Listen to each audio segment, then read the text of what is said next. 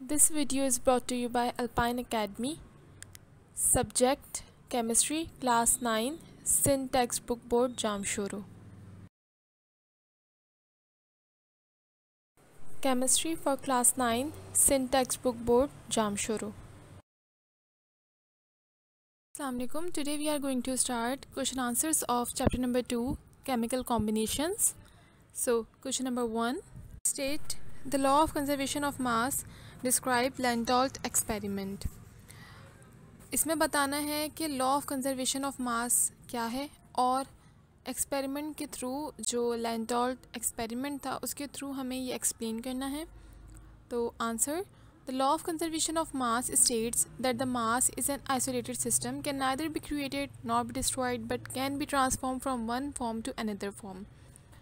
Basically law of conservation of mass जो है उसकी स्टेटमेंट ये है कि मास ना तो क्रिएट हो सकता है ना ही डिस्ट्रॉय हो सकता है, बस ये एक फॉर्म से दूसरी फॉर्म में कन्वर्ट हो जाता है। According to the law of conservation of mass, जो ऊपर स्टेटमेंट थी law of conservation of mass की, उसके मुताबिक जो रिएक्टेंट्स होते हैं, the reactants must be equal to the mass of the products for a low energy. जो रिएक्टेंट्स होते हैं वो हमेशा इक्वल होंगे प्रोडक्ट्स के, मतलब यूज़ करने से पहले कोई भी चीज़ और फिर यूज़ करने के बाद इक्वल हो, मतलब रिएक्टेंट्स और प्रोडक्ट्स दोनों इक्वल रहें, तो ये होता है law of conservation of mass. Law of conservation of mass की कुछ एग्जांपल्स यहाँ पर हैं। Combustion process, burning of wood is a conservation of mass as the burning of wood involve oxygen, carbon dioxide, water vapour and ashes.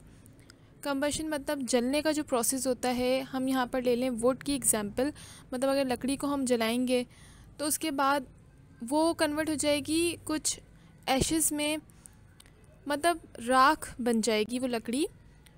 तो इसमें जो चीज़ें involve हो रही हैं वो है oxygen, carbon dioxide, water vapour और एशेस। तो ये सब चीज़ें पहले और बाद में जो मास होगा रिएक्शन का वो बिल्कुल सेम रहेगा। ओवरऑल रिएक्शन में जो मास होगा रिएक्टेंट्स का और प्रोडक्ट, मतलब यहाँ पर रिएक्टेंट्स आपके पास क्या है, ऑक्सीजन है, कार्बन डाइऑक्साइड है, वुड है, वाटर वेपर है और एशेज़। तो ये रिएक्टेंट्स हैं।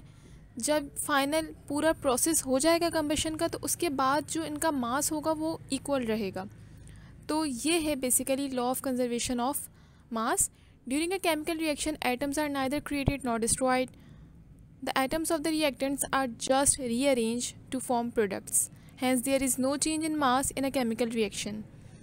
अब इस केमिकल रिएक्शन के हिसाब से एटम ना तो इसमें कोई एक्स्ट्रा एटम्स बने और ना ही डिस्ट्रॉय हुए, मतलब जो सेम था रिएक्टेंट्स और प्रोडक्ट्स वो इक्वल थे। जस्ट क्या चीज़ हुई है कि जो रिएक्टेंट्स थे वो रीअरेंज हो गए प्रोडक्ट बनाने के लिए, और जो मास है उसमें कोई भी तब्दीली नहीं आई। और यही है आपके पास law of conservation of mass. Verify law of conservation of mass with an experiment. अब यहाँ पर इस स्टेटमेंट का एक एग्जाम्पल है। According to the law of conservation of mass, during any physical or chemical change the matter is neither created not destroyed, however it may change from one form to another. Below we have listed an experiment that will help you to verify the law of conservation of मास।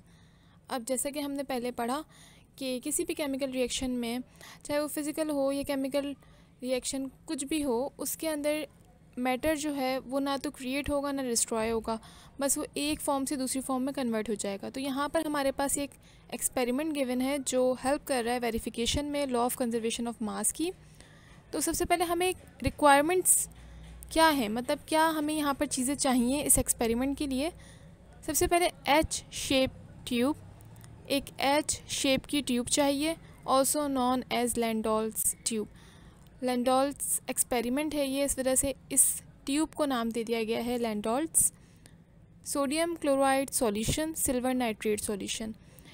एक हमें चाहिए sodium chloride solution और दूसरा चाहिए silver nitrate solution. Procedure, अब आ जाते हैं कि प्रोसेस क्या था इस एक्सपेरिमेंट का। Sodium chloride solution is taken in one limb of the H and silver nitrate solution in the other limb। पहली जो लिम्ब है एक साइड सोडियम क्लोराइड का सॉल्यूशन ऐड कर दिया और जो दूसरा लिम्ब है दूसरी साइड है वहाँ पर सिल्वर नाइट्रेट का सॉल्यूशन ऐड कर दिया। Both the limbs are now sealed and weight. अब दोनों लिम्स को बिल्कुल सील कर दिया, पैक कर दिया, और फिर उसके बाद उसका वेट किया। Now the tubes are everted so that the solution can mix up together and react chemically. अब उस जो ट्यूब थी, एच शेप ट्यूब, उसको अच्छी तरीके से हिलाया, जिसकी वजह से जो सॉल्यूशंस थे वो मिक्सअप हो गए आपस में और केमिकली तौर पे रिएक्शन हो गया। मतलब यहाँ पर फिज़िकली तो नहीं होगा क्योंकि यहाँ पर दो केमिकल्स ऐड हुए हैं, एक सोडियम क्लोराइड सॉल्यूशन और दूसरा सिल्वर नाइट्रेट सॉल्यूशन। तो यहाँ पर केमिकली तौर पर रिएक्शन हो गया। The reaction takes place and a white precipitate of silver chloride is obtain. और रिएक्शन के बाद वाइट कलर के जो प्रेसिपिटेट्स होते हैं वो बनना शुरू हो गए, मतलब एक झाग टाइप चीज़ें बनना शुरू हो गई सॉल्यूशन में, जिसको नाम दिया गया सिल्वर क्लोराइड का, क्योंकि ये मिक्सअप हो चुका था, केमिकली रिएक्ट कर चुके थे। The mass of the tube is found to be exactly the same as the mass obtain before inverting the tube. This experiment clearly verifies the law of conservation of mass. अब जब ये experiment perform कर लिया गया और जब white precipitate बनना शुरू हो गए लिम्ब में, तो फिर जब दोबारा वेट किया गया ट्यूब का तो बिल्कुल सेम था जैसा कि रिएक्शन से पहले था। और इस एक्सपेरिमेंट को क्लियरली वेरीफाई होता है law of conservation of mass. To state the law of definite proportion in your own words. जो सेकंड लॉ है वो है लॉ ऑफ डेफिनेट प्रोपोर्शन, जिसे हमें एक्सप्लेन करना है। The law of constant proportion state, law of definite proportion को हम लॉ ऑफ कांस्टेंट प्रोपोर्शन भी कहते हैं।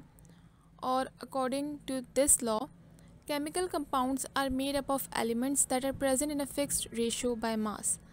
जो केमिकल कंपाउंड्स होते हैं, जो एलिमेंट से बेसिकली एलिमेंट से हमारे पास डिफरेंट एलिमेंट्स जब कंबाइन होते हैं तो कंपाउंड की शक्ल ले लेते हैं वो।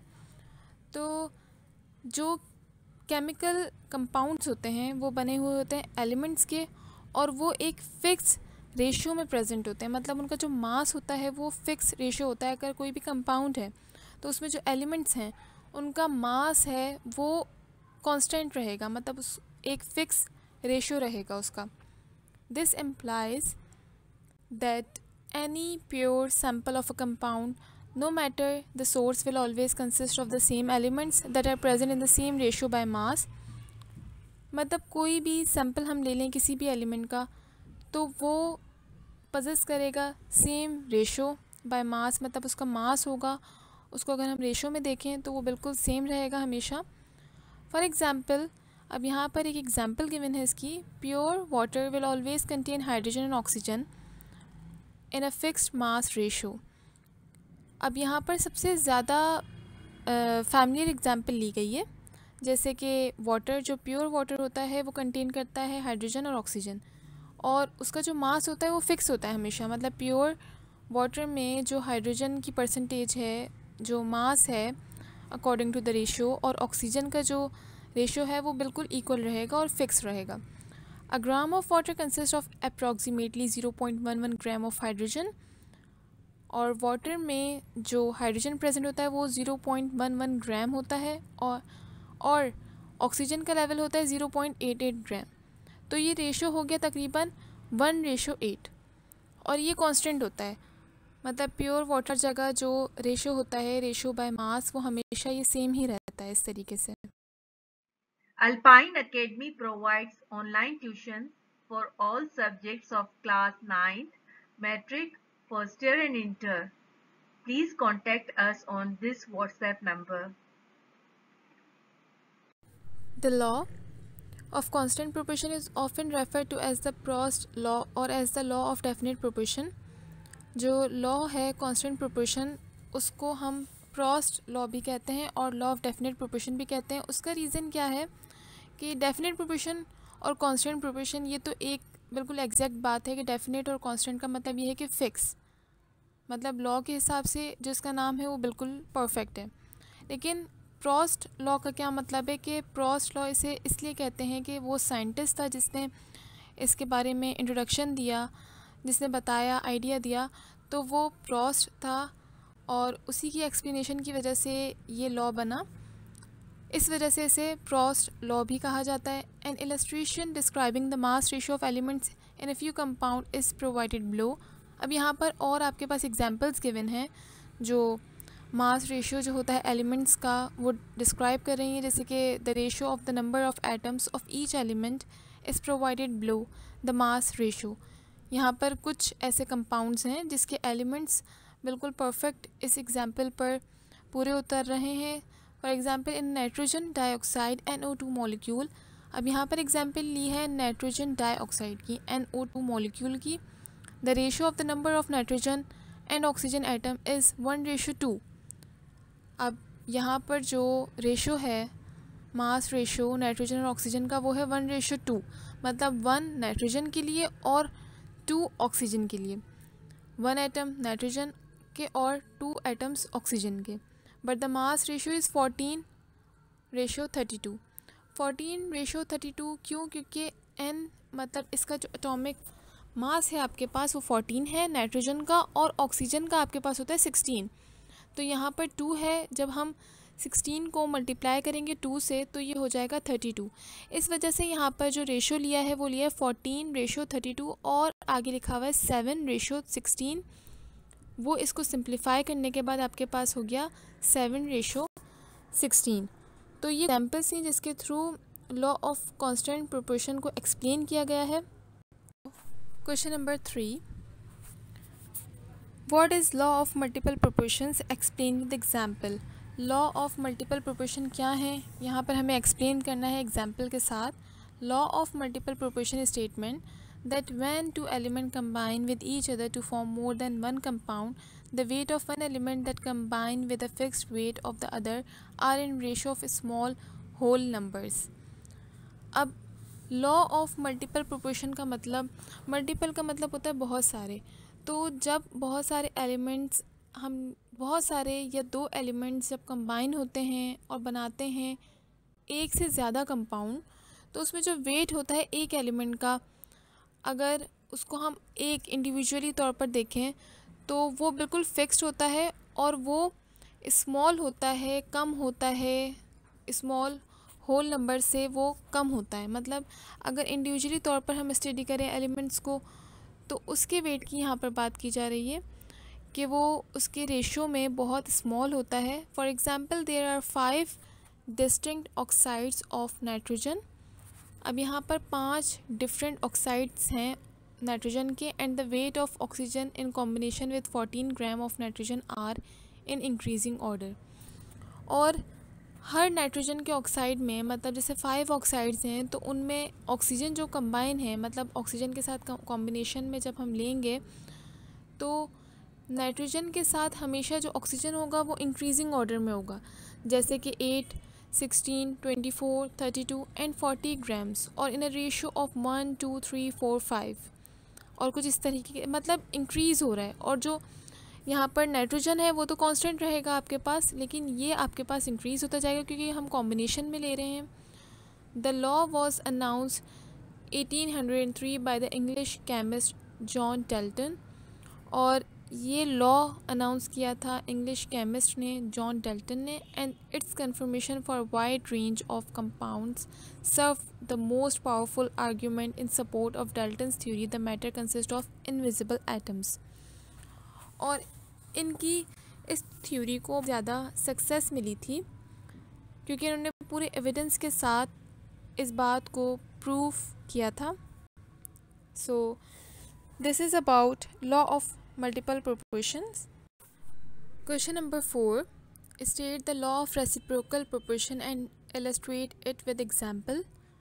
अब यहाँ पर हमें law of reciprocal proportion को explain करना है और example भी देनी है। The law of reciprocal proportion states that law of reciprocal की जो statement है वो ये है, if two different elements combine separately with a fixed mass of a third element, अगर 2 डिफरेंट एलिमेंट्स कंबाइन हों, मतलब अलग अलग 2 डिफरेंट एलिमेंट्स कंबाइन हों किसी थर्ड एलिमेंट के साथ, then the ratio of the masses in which they do so are either the same or a simple multiple of the ratio of the masses in which they combine with each other. तो या तो जब वो combine हो जाएंगे तो जो उनका मासेस होंगे, मासेस के जो रेशो होंगे, या तो वो सेम ही रहेंगे या फिर वो मल्टीपल ऑफ द रेशो हो जाएंगे, मतलब मल्टीपल ऑफ द मासेस, क्योंकि यहाँ पर 3 एलिमेंट्स की बात हो रही है तो इसलिए हमने यहाँ पर multiple of the ratio of masses का नाम दिया गया है। और वैसे अगर हम इसको इंडिविजुअली तौर पर लें तो हर एलिमेंट का जो मास है वो सेम रहेगा। The law was proposed by Richard, which he used for neutralization of ratios of metal with acids. It was stated that ये लॉ प्रपोज किया था रिचर्ड ने और यूज़ किया था न्यूट्रलाइजेशन ऑफ रेशियोज़ के लिए, मतलब मेटल्स और एसिड के न्यूट्रलाइजेशन के प्रोसेस के लिए। इट वाज स्टेटेड दैट, और उनका कहना यह था, when 2 substances A and B are chemically reactive with other 2 substances C and D, अगर 2 substances A और B केमिकली रिएक्टिव हैं 2 और substances के साथ, C और D के साथ, then the ratio of the quantities of C and D has the same amount of A as the ratio of the quantities of C and D has with B. तो जो अलग अलग ratio होगा इनका वो same रहेगा, मतलब A अगर रिएक्टिव है B के साथ, ये दोनों रिएक्टिव हैं और ये दोनों कंबाइनली रिएक्टिव होंगे C और D के साथ, तो जो इनका रेशो होगा रिएक्शन के बाद वो सेम रहेगा। Law of reciprocal proportion example, यहाँ पर एक एग्जाम्पल गिवन है। Consider 3 grams of C reacting with, मतलब यहाँ पर कंसीडर करें कि 3 ग्राम कार्बन रिएक्ट कर रहा है with 1 gram of H hydrogen, 1 gram of hydrogen के साथ टू फॉर्म मीथेन, मीथेन बनाने के लिए। Also 8 gram of oxygen reacting with 1 gram of hydrogen to form water, और 8 ग्राम का जो ऑक्सीजन है वो कंबाइन हो रहा है, रिएक्ट कर रहा है 1 ग्राम ऑफ हाइड्रोजन के साथ बनाने के लिए water H2O। Here the mass ratio of carbon and oxygen is 3:8। अब यहाँ पर जो मास रेशो होगा कार्बन का और ऑक्सीजन का वो होगा 3:8। Similarly 12 gram of carbon reacts with 32 gram of oxygen to form carbon dioxide, और बिल्कुल इस तरीके से जो 12 ग्राम ऑफ कार्बन होगा वो रिएक्ट करेगा 32 ग्राम ऑफ ऑक्सीजन के साथ बनाने के लिए carbon dioxide. The mass ratio of carbon and oxygen is 12:3 और 3:8। मास रेशियो जो होगा कार्बन और ऑक्सीजन का वो होगा 12:32, और इसको अगर हम सिंपल करके लिखें तो ये होगा 3:8।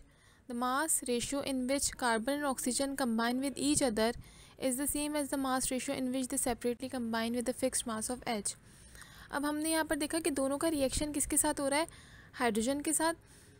तो यहाँ पर बात की जा रही है कि जो मास रेशियो होगा कार्बन का और ऑक्सीजन का वो सेम रहेगा, मतलब अगर वो रिएक्ट कर रहे हैं आपस में और उसके बाद अगर वो सेपरेटली रिएक्ट कर रहे हैं फिक्स्ड मास ऑफ हाइड्रोजन के साथ, तो फिर भी उनका जो मास रेशियो होगा वो इक्वल रहेगा।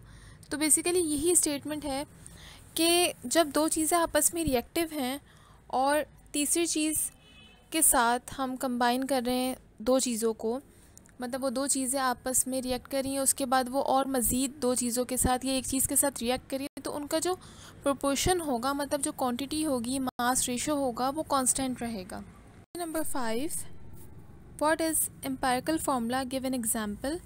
एम्पिरिकल फार्मूला क्या होता है, एग्जांपल के साथ एक्सप्लेन करना है।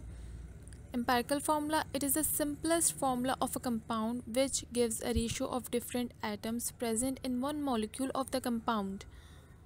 Empirical formula किसी भी compound का सबसे ज़्यादा simplest, मतलब possible simplest जो formula होता है उसे हम कहते हैं empirical formula।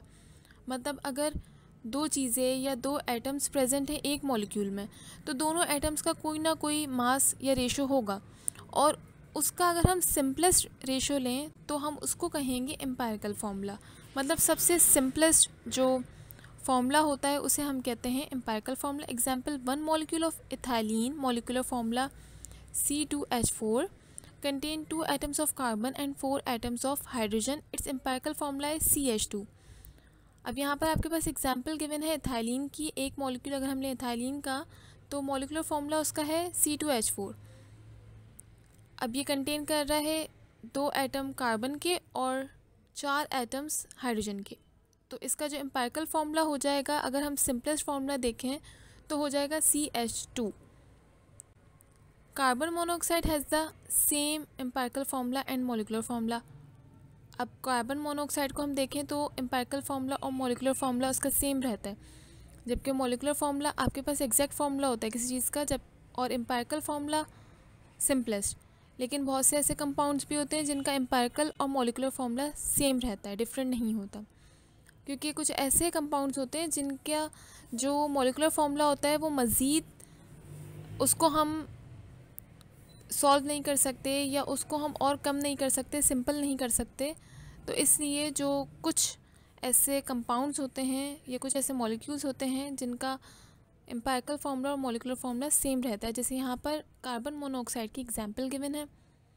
Carbon monoxide CO has carbon and oxygen atoms in the ratio of 1:1, क्योंकि कार्बन मोनोऑक्साइड में कार्बन और ऑक्सीजन दोनों सेम रेशो में, मतलब एक एटम आपके पास कार्बन का है और एक एटम आपके पास ऑक्सीजन का है, इसलिए ये मज़ीद सिंप्लीफाई नहीं हो सकता।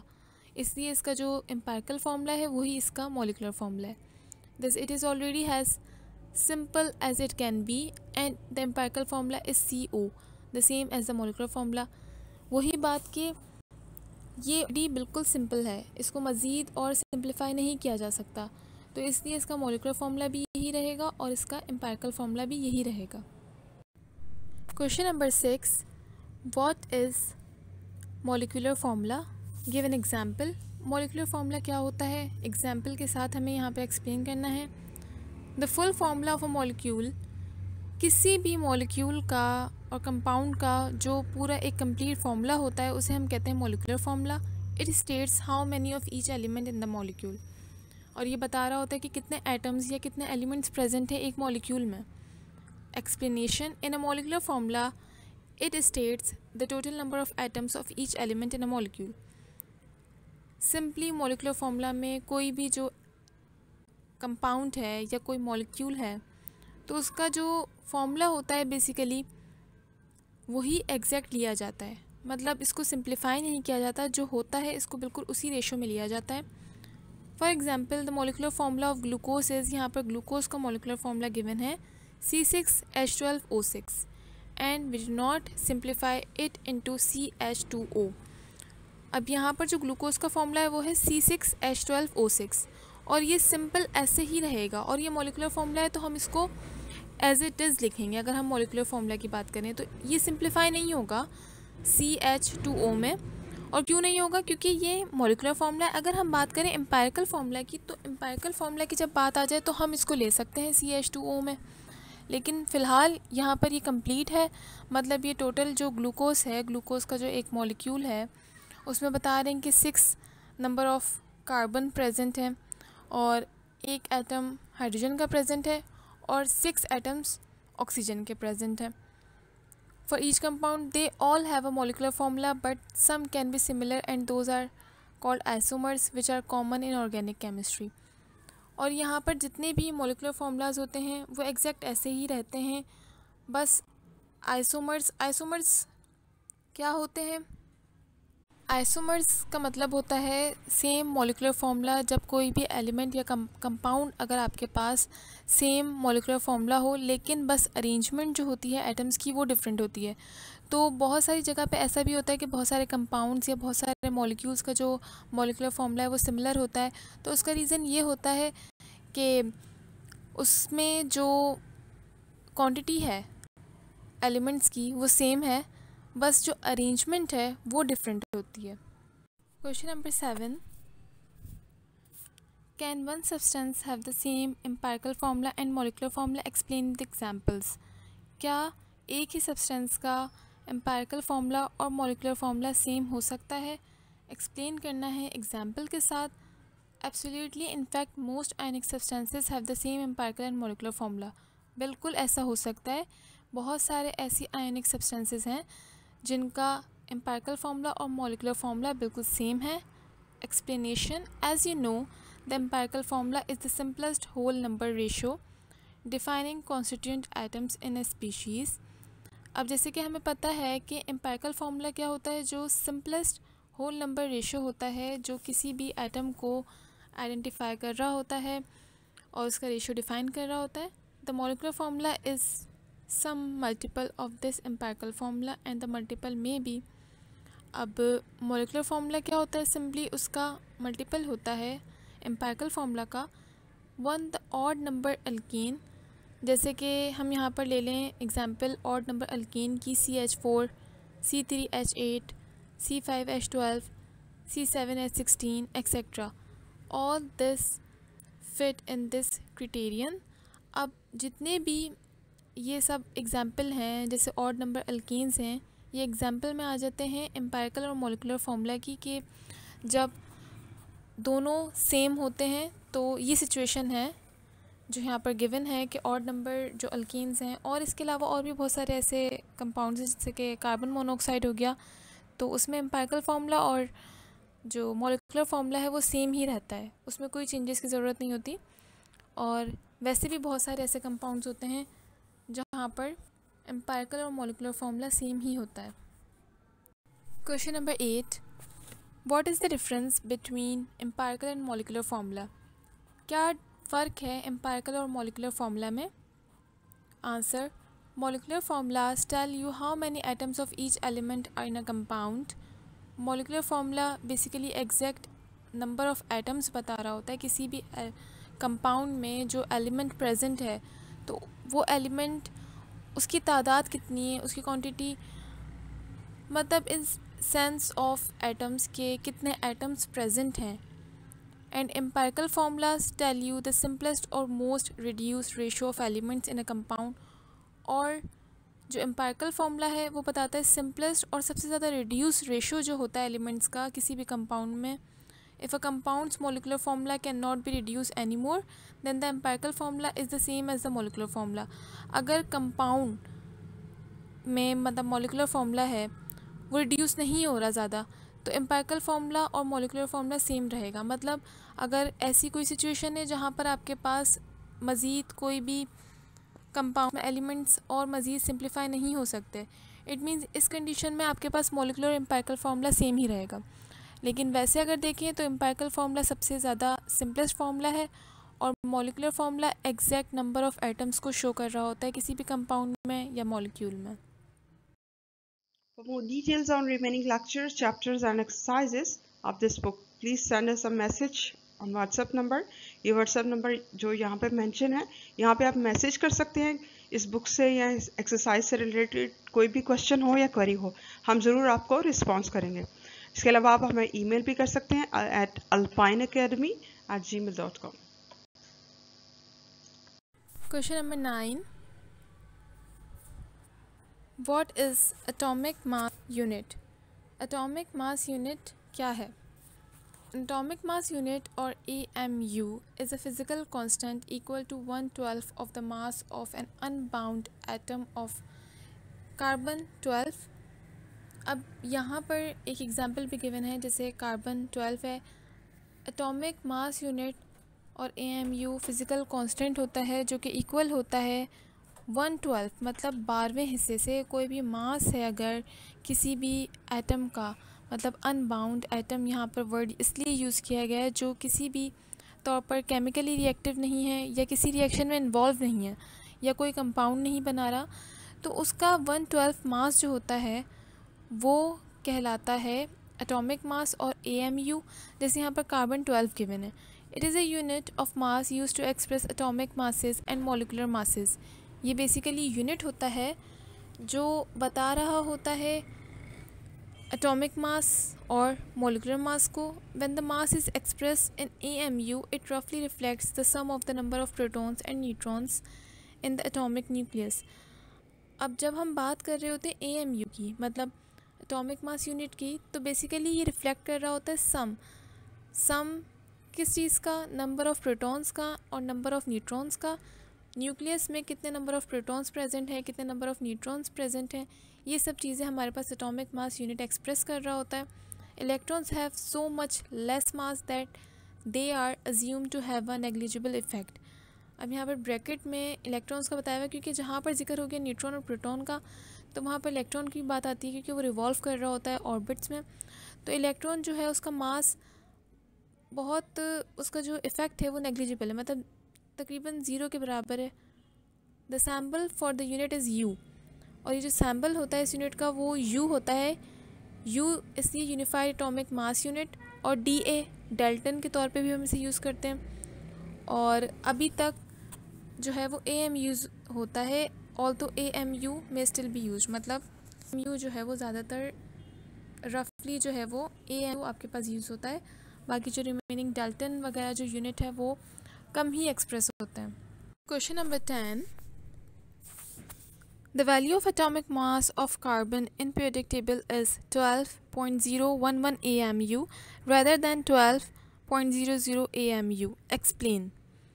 यहाँ पर वैल्यू जो है मतलब एटॉमिक मास कार्बन का जो पीरियोडिक टेबल में गिवन है वो 12.011 है, जबकि एक्चुअल में क्या है वो 12.00 AMU। तो इस बात को एक्सप्लेन करना है। Answer, it is the average mass of all carbon isotopes. ये एवरेज मास है जितने भी कार्बन आइसोटॉप्स हैं। आइसोटॉप्स क्या होते हैं, जब एक ही कोई एलिमेंट है उसकी डिफरेंट फॉर्म्स हैं तो उन्हें हम कहते हैं आइसोटॉप्स। बस डिफरेंस क्या होता है कि उनमें नंबर ऑफ़ न्यूट्रॉन डिफरेंट होते हैं। Carbon 13 and carbon 14। अब क्या है आइसोटॉप्स कार्बन के, एक है कार्बन 12, कार्बन 13 एंड कार्बन 14, मतलब ये 3 आइसोटॉप्स हैं। इनमें डिफरेंस है नंबर ऑफ़ न्यूट्रॉन्स में। They all have different masses and vary in abundance. इन सब के पास डिफरेंट मासेस हैं, और इसके साथ साथ कुछ ऐसे हैं जो बहुत ज़्यादा अमाउंट में प्रेजेंट है और कुछ ऐसे हैं जो कम अमाउंट में प्रेजेंट हैं। तो ये अपनी अबेंडेंस की वजह से भी इनमें आपस में डिफरेंस है। So scientist take the average of all those masses and also taking abundance into consideration, which is why elements never have an exact mass number. Elements के पास कभी भी एक एग्जैक्ट मास नंबर नहीं होता। उसका रीज़न ये होता है कि उनके पास आइसोटॉप्स होते हैं। हर एलिमेंट के पास, किसी के पास 2, किसी के पास 3 और किसी के पास सेवरल आइसोटॉप्स होते हैं, मतलब नंबर ऑफ़ न्यूट्रॉन सबके पास चेंज होते हैं। और इसी वजह से एवरेज लेना ज़रूरी होता है किसी भी चीज़ का, मासेस का, क्योंकि अगर कार्बन 3 आइसोटॉप्स हैं तो उसका एवरेज लेना ज़रूरी है। उसके बाद ही हम उस पर, मतलब अगर 12 है, 13 है, 14 है, तो हम तीनों एक साथ तो नहीं लिख सकते। अगर हम इसका एवरेज लेंगे तो हम 12 लेंगे या 12 पॉइंट समथिंग। तो यही रीज़न है कि साइंटिस्ट हर एलिमेंट का एवरेज लेते हैं, इसलिए उसको रिप्रेजेंट किया जाता है पीरियोडिक टेबल में AMU के through. Question number 11, the atomic masses of chlorine 75% and chlorine 25%. Calculate the average atomic mass of chlorine. यहाँ पर हमें average atomic mass chlorine का calculate करना है। The average atomic mass of the given sample of chlorine is 35.46 U. अब ये जो average atomic mass है क्लोरीन का वो है 35.46 U। तो उसका रीज़न क्या है, एक्सप्लेनेशन में हम देखेंगे। Change the percentage to their decimal forms. सबसे पहले आपके पास यहाँ पर 75 और 25% में गिवन है, तो आप सबसे पहले इसकी परसेंटेज को चेंज करोगे, और चेंज करने के बाद आपके पास एक, मतलब डिवाइड करोगे 100 से, तो वो चेंज हो जाएगी परसेंटेज से डेसिमल की फॉर्म में 0.2447, और 75.53 है, और ये कन्वर्ट हो जाएगी जब आप 75.53 को डिवाइड कर दोगे 100 से, तो ये कन्वर्ट हो जाएगी 0.7553 में। तो ये सबसे पहले कन्वर्ट हो गई परसेंटेज से डेसिमल की फॉर्म में। अब multiply the mass of each isotope bye it's percentage abundance and add. अब सबसे पहले मल्टीप्लाई करेंगे यहाँ पर मास हर आइसोटॉप का इसकी परसेंटेज अबंडेंस से, और उसके बाद हम उसको ऐड कर लेंगे। अब सबसे पहली चीज़ तो कि सिंबल जो है U, ये यूज़ हुआ एटॉमिक मास यूनिट के लिए। The symbol U is use for atomic mass units. अब सबसे पहले आपके पास क्या आ गया था, डेसिमल फॉर्म 0.2447, और ये आपके पास जो यहाँ पर एटॉमिक मास गिवन है, क्वेश्चन में गिवन है आपके पास 35, तो हम मल्टीप्लाई कर देंगे 0.2447 को, जो हमारे पास यहाँ पर मास गिवन है एटॉमिक मास, उससे फिर हम प्लस करेंगे 0.7553 को मल्टीप्लाई कर देंगे, जो सेकंड आपके पास 34 गिवन है क्वेश्चन में एटॉमिक मास, उसको हम मल्टीप्लाई कर देंगे, तो जो वैल्यूज़ आएंगी उनको आपस में प्लस कर देंगे और प्लस करने के बाद जो आंसर आएगा वो होगा 35.4। Question number 12, how many atoms are there in 5 moles of sulphur. 5 moles of sulphur में कितने एटम्स प्रेजेंट होते हैं। तो यहाँ पर हम इसको इस तरीके से सॉल्व करेंगे। 5 मोल्स हैं हमारे पास डेटा में, तो हमने 5 मोल्स 5 को हमने मल्टीप्लाई कर देना है 6.02 इंटू 10⁻23 से।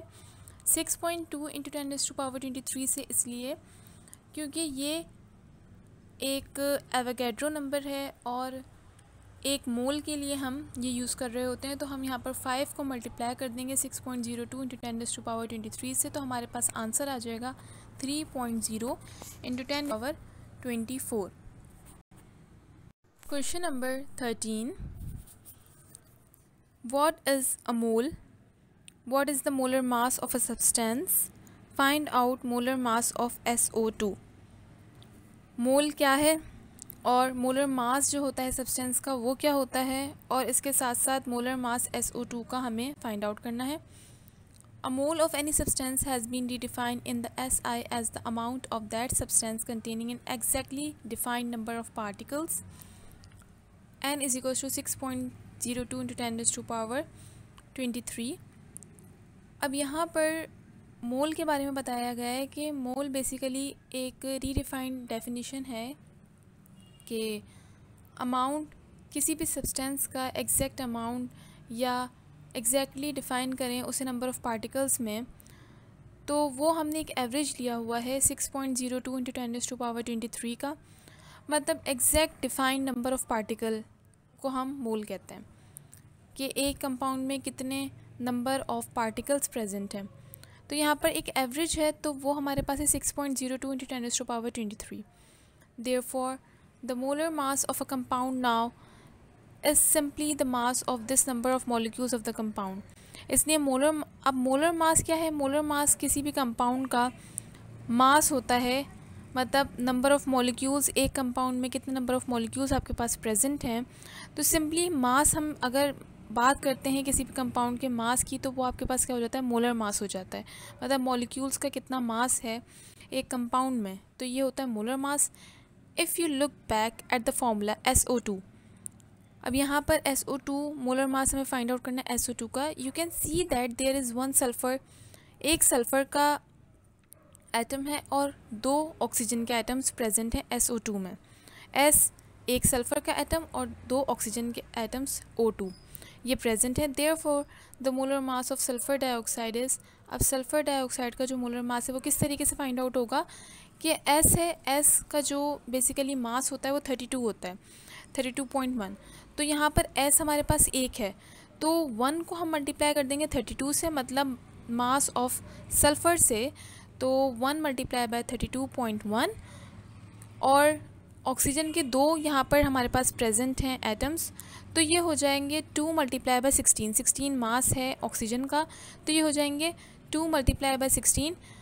अब 1 को हमने मल्टीप्लाई किया 32 से और O को हमने मतलब 16 को हमने मल्टीप्लाई कर दिया 2 से, क्योंकि 2 हमारे पास ऑक्सीजन के एटम्स प्रेजेंट हैं, तो इसलिए हमने मल्टीप्लाई कर दिया 2 को 16 से। तो ये आपके पास जो जो आंसर आएंगे दोनों के, उनको हम प्लस कर देंगे, और प्लस करने के बाद जो आंसर आएगा वो हमारे पास मोलर मास होगा। और यहाँ पर जो सल्फ़र डाइऑक्साइड का मोलर मास आया वो है 64 ग्राम पर मोल, ग्राम पर मोल इसका यूनिट है। Question number 14, what is Avogadro's number? What number of oxygen atom are present in 4 gram of oxygen? Avogadro number क्या होता है और कितने ऑक्सीजन के एटम प्रेजेंट होते हैं 4 ग्राम ऑफ ऑक्सीजन में? Number of particles present in 1 mole of any substance is 6.02 into 10⁻23। Number of particles मतलब जो पार्टिकल्स की तादाद प्रेजेंट होती है एक मोल में किसी भी सब्सटेंस के, वो एवरेज है 6.02 इंटू 10⁻23, मतलब इतने नंबर ऑफ़ पार्टिकल्स प्रेजेंट होते हैं। तो ये वैल्यू जो होती है वो कहलाती है एवोगैड्रो नंबर, मतलब ये कांस्टेंट वैल्यू है, एवरेज वैल्यू ली जाती है और ये कहलाती है Avogadro's number. So we get 1 mole is equals to, मतलब एक मोल का मतलब क्या होता है 6.02 इंटू 10⁻23 नंबर में अगर हम बात करें। अब सेकंड जो पार्ट है क्वेश्चन का है कि what number of oxygen atom are present in 4 gram of oxygen, कितने नंबर ऑफ एटम्स प्रेजेंट हैं 4 ग्राम ऑफ ऑक्सीजन में। अब कैलकुलेट करने के लिए number of molecules 4 gram of oxygen में हम सबसे पहले क्या लेंगे, moles of oxygen. Moles of oxygen लेने के लिए हम 4 को डिवाइड करेंगे 32 से, क्योंकि 4 ग्राम ऑफ ऑक्सीजन गिवन है और आपके पास ऑक्सीजन का जो फॉर्मूला है वो है O2। O2 मतलब कि 16 को मल्टीप्लाई कर दो 2 से तो हो जाएगा 32, मतलब 4 आपके पास क्वेश्चन में गिवन है, 4 को डिवाइड कर दें अगर हम 32 से तो ये हो जाएगा 0.125 मोल। मतलब पहले आपने क्या करना है, पहले आपने मोल्स निकालने हैं और मोल्स इस तरीके से निकलेंगे जो आपके पास क्वेश्चन में गिवन है उसको हम डिवाइड कर देंगे जो इसका मोलर मास होगा उससे हमें मिल जाएंगे मोल। अब molecules of oxygen second step है, मॉलिक्यूल्स ऑफ ऑक्सीजन हमें फाइंड आउट करने हैं। तो उसके लिए जो हमने मोल निकाले हैं 0.125 मोल, तो इसको हम मल्टीप्लाई कर देंगे जो कांस्टेंट वैल्यू है 6.02 इंटू 10⁻23 से, तो यहाँ पर हमारे पास आंसर आ जाएगा 7.52 इंटू 10⁻22। यहाँ पर आपकी प्रॉब्लम ख़त्म। 6.02 into 10⁻23 atoms of oxygen 1 AMU is equal to 1.661 into 10⁻24 gram. तो बेसिकली यहाँ पर कितने हैं आपके पास 1.661 इंटू 10⁻24 माइनस 24 ग्राम जो है आपके पास एटम्स प्रेजेंट हैं 4 ग्राम ऑफ ऑक्सीजन में। For more details on remaining lectures, chapters and exercises of this book, please send us a message on WhatsApp number। ये WhatsApp number जो यहाँ पे mention है, यहाँ पे आप मैसेज कर सकते हैं इस बुक से या इस एक्सरसाइज से रिलेटेड कोई भी क्वेश्चन हो या क्वेरी हो, हम ज़रूर आपको रिस्पॉन्स करेंगे। इसके अलावा आप हमें ईमेल भी कर सकते हैं at alpineacademy@gmail.com। Question number 15, what does Avogadro number represent, Avogadro number क्या रिप्रेजेंट करता है। Answer, Avogadro's number is defined as the number of elementary particles. Basically Avogadro number define होता है नंबर ऑफ एलिमेंट्री पार्टिकल्स के तौर पे, मतलब कितने एलिमेंट्स और कितने एलिमेंट्स के जो पार्टिकल्स हैं वो प्रेजेंट हैं। मॉलिक्यूल, एटम, कंपाउंड्स एक्सेट्रा, मतलब एक चीज़ में आपके पास कितने नंबर ऑफ पार्टिकल्स हैं और पार्टिकल्स में आपके पास मॉलिक्यूल्स भी आ जाते हैं, एटम्स भी आ जाते हैं, कंपाउंड्स भी आ जाते हैं, ये सब चीज़ें। पर मॉलिक्यूल ऑफ अ सब्सटेंस, मतलब एक मोल एक सब्सटेंस की, तो हम एवोगैड्रो नंबर वो लेते हैं, मतलब एक मोल किसी भी सब्सटेंस का। It is equal to 6.02 into 10⁻23 mole. ये इक्वल है 6.02 इंटू 10⁻23 मोल के and is expressed as a symbol Na, और ये एक्सप्रेस होता है सैम्बल Na से।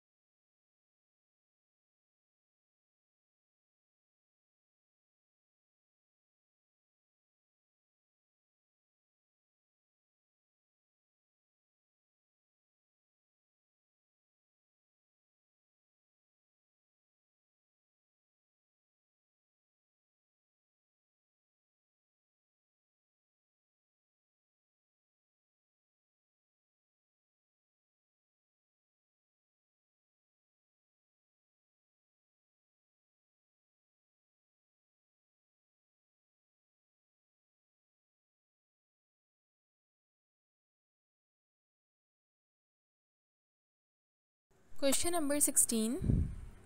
What is the mass in gram of each atom of each of the following elements? Carbon, magnesium, calcium. मास इन ग्राम बताना है। यहाँ पर एटम्स गिवन है, 3 एटम्स, कार्बन, मैग्नीशियम और कैल्शियम, और इन तीनों एटम्स का हमें मास बताना है ग्राम्स में। सबसे पहले mass of 1 carbon atom is equal to, एक एटम जो है कार्बन एटम वो इक्वल होता है 12.01 ग्राम के। तो हम 12.01 ग्राम को डिवाइड कर देंगे 6.02 इंटू 10⁻23 कार्बन एटम से, तो ये आ जाएगा हमारे पास 1.994 इंटू 10⁻⁻23 ग्राम।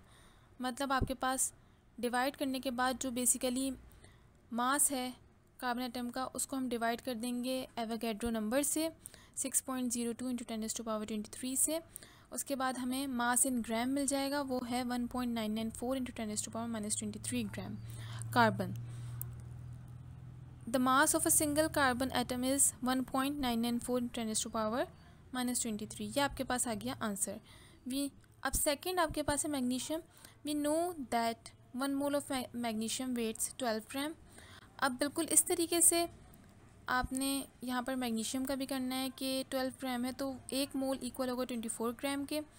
और हम यहाँ पर किस तरीके से करेंगे कि 12 को हमने जस्ट सिंपली यहाँ पर 24 ग्राम कैसे आ रहा है कि आप सबसे पहले इसको डिवाइड कर दो, जैसे आपने ऊपर किया यहाँ पर डिवीज़न में करके 6.02 10⁻23 से, फिर हम आंसर हमें मिल जाएगा कि कितने ग्राम्स यहाँ पर प्रेजेंट है। उसके बाद है the mass of 1 calcium atom is 40 AMU, so the mass of 1 mole of calcium atoms would be 40 grams. अब यहाँ पर एक सिंपल और डायरेक्ट बात है कि एटॉमिक मास यूनिट जो होता है कैल्शियम एटम का वो है 40। तो इस तरीके से जो मास होगा 1 मोल ऑफ कैल्शियम का मतलब 1 मोल ऑफ कैल्शियम एटम, तो वो इक्वल होगा 40 ग्राम्स के। If you have any question regarding this book or this chapter, so kindly contact us through email and as well as subscribe our channel. Thank you so much.